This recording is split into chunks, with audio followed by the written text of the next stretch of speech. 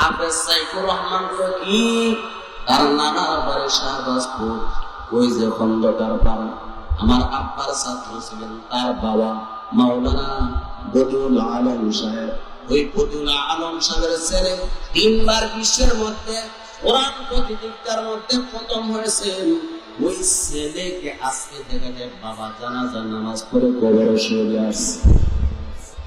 এই দুনিয়াতে যদি সিরিয়াল অনুযায়ী হতো তাহলে বাবা যেত আগে, তারপরে তার সন্তান।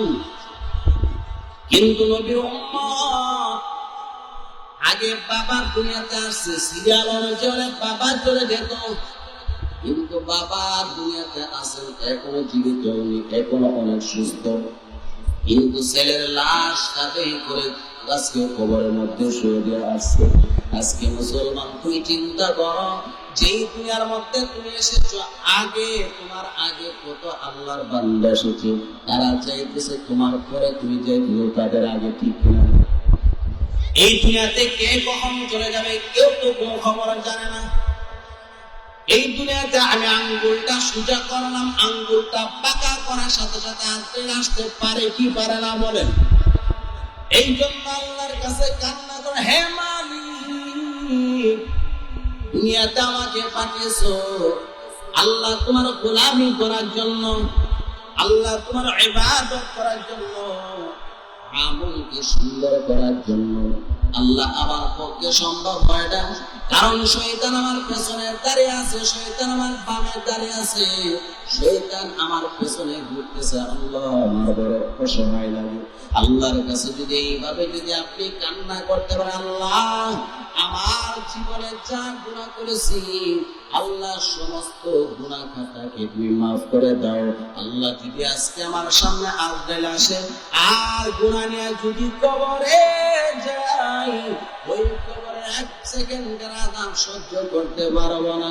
আল্লাহর কাছে যখন এমন করে মরণের ভয়ে যখন কান্না করবেন, আল্লাহ বলেন আইনামা তাকুনু ইউদরিকুল মাউত, হে বান্দা তুমি মরণ থেকে পালানোর জন্য তুমি যেখানে যাও, আমেরিকাতে তুমি যাও, লন্ডনের মধ্যে তুমি যাও, পৃথিবীর যেই প্রান্তে থাকো না কেন, ইউদরিকুল মাউত, তোমাদেরকে মৃত্যু তোমাদেরকে গ্রাস করবে, বাঁচার কোনো উপায় নেই, ঠিক কিনা বলেন? এই জন্য নবীর উম্মতের দল আমরা সবাই থেকে পালায়া বাঁচতে পারি, আমরা চেয়ারম্যান থেকে পালায়া বাঁচতে পারো না, আমি আল্লাহকে কখনো ফাঁকি দিতে পারবো না। এই জন্য মুসলমান এমন একজন সত্তার কাছে আমাদেরকে নিয়ে যাবেন, যিনি আমার প্রকাশ্য গোপন সব বিষয়ে তিনি সাক্ষ্যদাতা আল্লাহ। এর নবীর উম্মতের দল আমরা তো দুনিয়াতে আসছি, চলেই যাব। দুনিয়াতে আসার পরে যদি চলে যায়, যদি মাটি, আমরা মাটি গড়ে যদি হয়ে যেতাম, এই দুনিয়াতে আসার পরে যদি আমাদের কোনো হিসাব যদি না হতো তাহলে কপাল তো ভালো ছিল, ঠিক কিনা বলেন?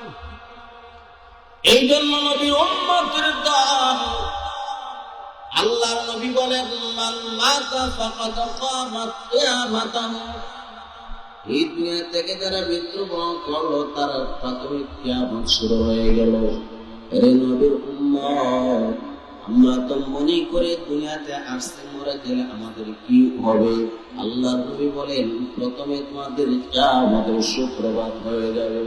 একটা মানুষের জীবনে 2 বার কিয়ামত আসে। আল্লাহর নবী বলেন প্রাথমিক কিয়ামত, প্রাথমিক কিয়ামত হয় যখন তোমার মরণ হয়, তখন তোমার প্রাথমিক কিয়ামত। যখন আজরাইল যখন ইসরাফিল সমষ্টিগত কিয়ামত হবে, যখন ইসরাফিল সিংহের মধ্যে ফুৎকার দেবেন, তখন সেটা হলো সমষ্টিগত কিয়ামত। আর প্রাথমিক কিয়ামত হলো মরণের পরে, সেটা হলো কিয়ামত। আল্লাহর নবী বলেন, মান মাতা ফাকাদ কামাত কিয়ামাতুহু, যে দুনিয়া থেকে চলে গেল, যার দুনিয়া থেকে মৃত্যু হয়ে গেল, তার কিয়ামত তখন থেকে শুরু হয়ে গেছে। এই জন্য নবীর উম্মতের দল আল্লাহ আমাদেরকে দুনিয়াতে কেন পাঠাইছেন, আবার কেন দুনিয়া থেকে আমার আল্লাহ আমাদেরকে নিয়ে যাবে? আল্লাহ বলে, বান্দা কামাই করার জন্য পাঠালাম।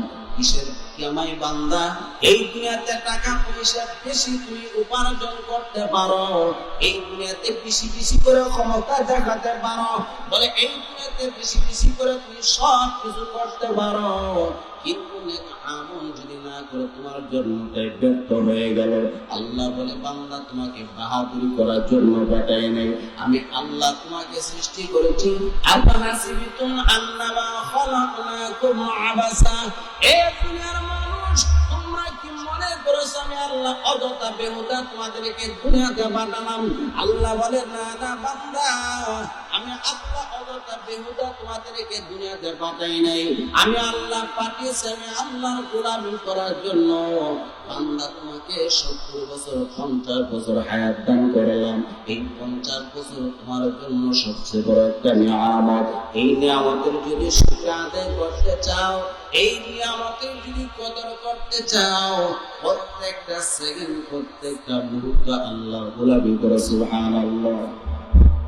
কারণ আল্লাহ তাআলা যখন জিজ্ঞাসা করবে, হে বান্দা আমি আল্লাহ তোমাকে 50 বছর হায়াত দান করলাম, এই 50 বছর তুমি কোন কাজে লাগিয়েছো?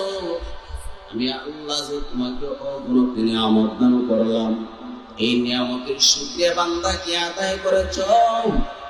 আমি আল্লাহকে কত ঘন্টা বান্দা দিয়েছো, আর দুনিয়ার কাজের মধ্যে কত ঘন্টা লাগিয়েছো? হে বান্দা হিসাব দাও, আল্লাহর দরবারে হিসাব দিয়ে শেষ করতে পারবো না। এই জন্য আল্লাহ আমাদেরকে পাঠাইছে বান্দা, এই দুনিয়াটার মধ্যে আমি আল্লাহ পাঠালাম আমি আল্লাহর গোলামি করার জন্য। আমি আল্লাহর গোলামি কেমন করে করবা? আমি আল্লাহ যা জায়েজ করলাম তা মোতাবেক চলো, আমি আল্লাহ যাকে নিষেধ করলাম, যে কাজটা নিষেধ করলাম সেই জিনিসটা থেকে বেঁচে থাকো। আল্লাহর গোলামি যদি করতে চান, আল্লাহর বিধিবিধানের উপরে আপনাকে মানতে হবে, আপনাকে অবশ্যই চলতে হবে। আল্লাহর গোলামি কেমন করে করবেন? আল্লাহ বলে বান্দা আমি আল্লাহর গোলামি কেমন করে করবা? বলে সবচেয়ে বড় শ্রেষ্ঠত্ব গোলামি হচ্ছে গুনাহকে ছেড়ে দেওয়া, গুনাহ থেকে বেঁচে থাকা, এর চেয়ে বড় শ্রেষ্ঠ বড় ইবাদত আর কিছু থাকতে পারে না। এই জন্য নবীর উম্মতের দল এই গুনাহ যদি কবরে যায়, ওই কবরের মধ্যে আযাব কিন্তু সহ্য করতে পারবো না। আল্লাহ বলে বান্দা গুনাহ নিয়ে কবরে আসবে না, গুনাহ নিয়ে কবরে আসবে না। এই গুনাহ নিয়ে যদি কবরে আসো বান্দা, ওই গুনাহ নিয়ে কবরে আসলে কবরের 1 সেকেন্ডের আযাব সহ্য করা সম্ভব না। এই জন্য আল্লাহ তাআলা আমাদেরকে পাঠিয়েছেন। আল্লাহ বলে বান্দা তোমার পেছনে আজরাইল কিন্তু লেগে আছে, আজরাইল আসার আগে আগে তুমি আমি আল্লাহর কাছে জীবনের জন্য তুমি তওবা করো, জীবনের গুনার জন্য আমি আল্লাহর কাছে ক্ষমা চাও। বান্দা তুমি তো জানো না কখন তোমার মরণ হয়ে যাবে, কখন জানি মালাকুল মউত আজরাইল তোমার কাছে এসে যায়। আজকে রাতের বেলা বান্দা তুমি ঘুমিয়েছো, ঘুমানোর পর যদি তোমার দেহ থেকে তোমার প্রাণটা যদি চলে যায়, তাহলে কিয়ামত হয়ে যাবে তোমার জীবনের প্রথম হত। আল্লাহর নবী বলেন প্রত্যেকটা সেকেন্ডের জন্য মরণকে ভয় করো, কারণ এই মরণের পর তোমার কিয়ামত শুরু হয়ে যাবে। আমাদের আখিরা বাজারের বিশিষ্ট একজন ব্যবসায়ী, কাঁচামালের ব্যবসায়ী, আমি ওনাকে এশারের নামাজের সময় দেখলাম উনি এশারের নামাজ পড়তেছেন। আল্লাহর বান্দা হঠাৎ করে যখন ফজরের আযান দিল, ফজরের আযানের সাথে সাথে এলান হয়ে গেল আল্লাহর বান্দা দুনিয়া থেকে চিরদিনের জন্য চলে গেছে। সুবহানাল্লাহ। এই জন্য বাবা জীবনের সব কিছুর গ্যারান্টি আছে, আপনার আমার জীবনের সব কিছুর গ্যারান্টি দিতে পারবেন, কিন্তু মরণের কোনো গ্যারান্টি নাই, জীবনের কোনো গ্যারান্টি নাই। এই জীবনটা আল্লাহ কেন দান করলেন? আল্লাহ বলে বান্দা আল্লাযী খালাকাল মাউতা ওয়াল হায়াতা লিয়াবলুয়াকুম আইয়ুকুম আহসানু আমালা। আল্লাহ বলে আমি আল্লাহ জীবন বানালাম, মরণ বানালাম। বান্দা কেন বানালাম? আল্লাহ বলেন আমি আল্লাহ তোমাদেরকে পরীক্ষা করার জন্য। কি সেই পরীক্ষা? আল্লাহ বলেন আইয়ুকুম আহসানু আমালা, আমি আল্লাহ দেখতে চাই কার আমলটা সুন্দর। সুবহানাল্লাহ। আল্লাহ আমাদের জীবন বানালেন, আল্লাহ আমাদের মরণ বানালেন। কেন বানালেন? আমাদের আমলকে সুন্দর করার জন্য।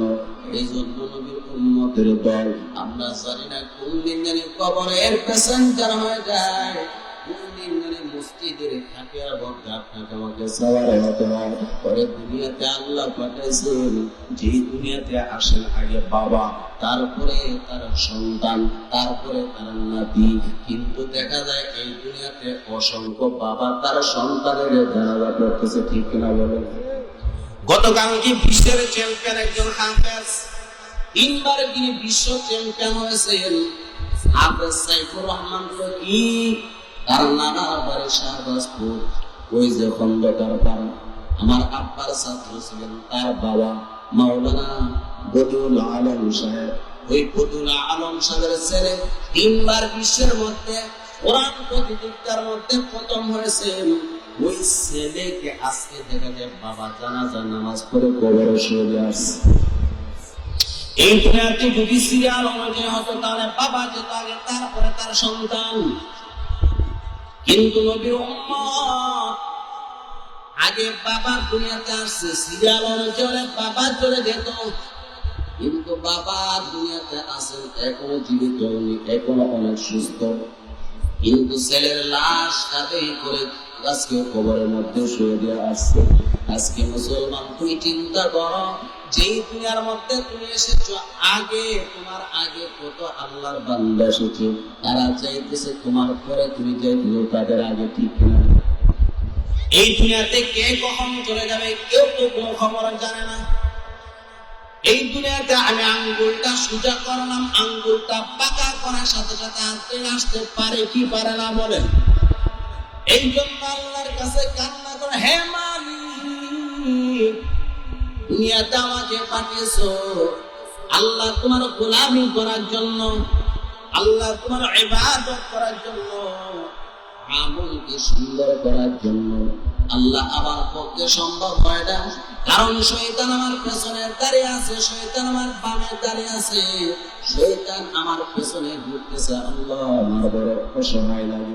আল্লাহর কাছে যদি এইভাবে যদি আপনি কান্না করতে পারেন, আল্লাহ আমার জীবনে যা গুনাহ করেছি, আল্লাহ সমস্ত গুনাহ খাতাকে তুমি মাফ করে দাও। আল্লাহ যদি আজকে আমার সামনে আজরাইল আসে আর গুনাহ নিয়ে যদি কবরে যাই, ওই কবরে 1 সেকেন্ডের আযাব সহ্য করতে পারবো না। আল্লাহর কাছে যখন এমন করে মরণের ভয়ে যখন কান্না করবেন, আল্লাহ বলেন আইনামা তাকুনু ইউদরিকুল মাউত, এই বান্দা তুমি মরণ থেকে পালানোর জন্য তুমি যেখানে যাও, আমেরিকাতে তুমি যাও, লন্ডনের মধ্যে তুমি যাও, পৃথিবীর যেই প্রান্তে থাকো না কেন, ইউদরিকুল মাউত, তোমাদেরকে মৃত্যু তোমাদেরকে গ্রাস করবে, বাঁচার কোনো উপায় নেই, ঠিক কিনা বলেন? এই জন্য নবীর উম্মতের দল আমরা সবাই থেকে পালায়া বাঁচতে পারি, আমরা চেয়ারম্যান থেকে পালায়া বাঁচতে পারি, আমরা দুনিয়ার বড় বড় নেতাদের থেকে পালায়া বাঁচতে পারি, আমরা দুনিয়ার বড় বড় নেতারা যারা গত বছর মুসলিম যারা ক্ষমতা দেখাইছে, আজকে দেখা যায় তারা মাটির তলায় পালাইতেছে, কিন্তু তাদের মধ্যে অনেকে দুনিয়া থেকে চলে গেল। আল্লাহ তাআলা বলে, হে বান্দা, দুনিয়ার সবাই থেকে পালাতে পারো, পুলিশ থেকে পালাইতে পারো, আর্মি থেকে পালাইতে পারো, বিডিআর থেকে পালাইতে পারো, কিন্তু আমার মালাকুল মউত থেকে পালানো সম্ভব না, ঠিক না বলেন? এই জন্য আল্লাহ আমাদের সকলকে মৃত্যুর প্রস্তুতি গ্রহণ করার মতো তৌফিক দান করুন।